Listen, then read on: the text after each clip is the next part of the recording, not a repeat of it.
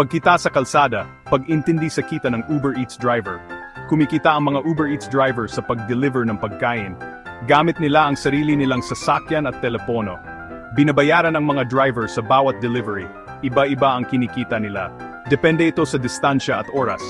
May base pay ang mga driver sa bawat delivery. Malaking parte ng kita ng driver ang mga tip. Pwedeng magbigay ng tip ang mga customer sa app. Sabi ng ibang driver, mas malaki pa ang kita nila sa tip kaysa sa base pay.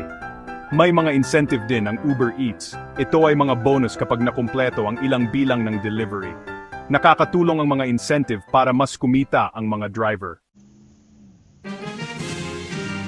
Pag-navigate sa mga kalsada, kondisyon at hamon sa trabaho, ang pagiging Uber Eats driver ay nangangahulugang pagtatrabaho ng mag-isa. Ang mga driver ang nagtatakda ng sarili nilang oras. Pwede silang magtrabaho ng matagal o sandali lang, depende sa gusto nila. Pero nakakapagod din ang magmaneho buong araw. Kailangan nilang harapin ang traffic, parking at masamang panahon. Kailangan din nilang matutunan ang mga lugar na hindi pa nila kabisado.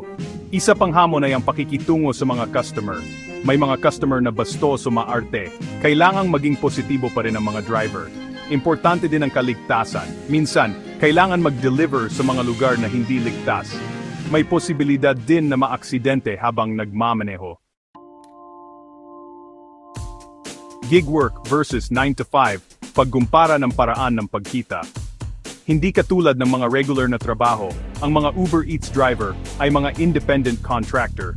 Ibig sabihin, wala silang mga benepisyo tulad ng health insurance o paid time off. Malaki ang pagkakaiba-iba ng kita ng mga Uber Eats driver.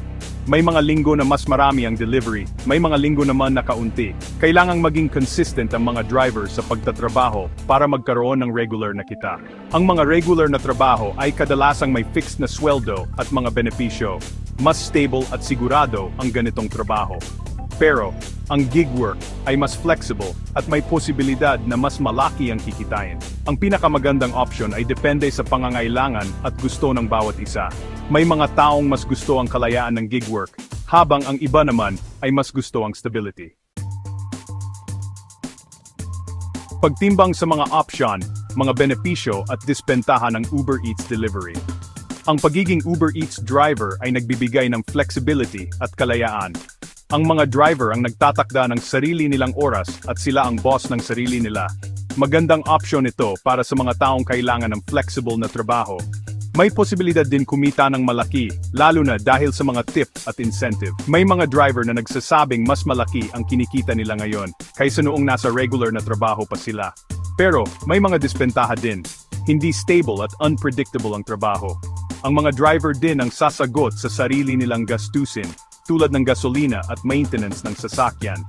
Sa kabuuan, magandang option ang pagiging Uber Eats driver para sa iba. Nag-aalok ito ng flexibility at potensyal na kumita. Pero importanteng timbangin ang mga dispentaha bago magdesisyon kung ito ang tamang trabaho para sa iyo.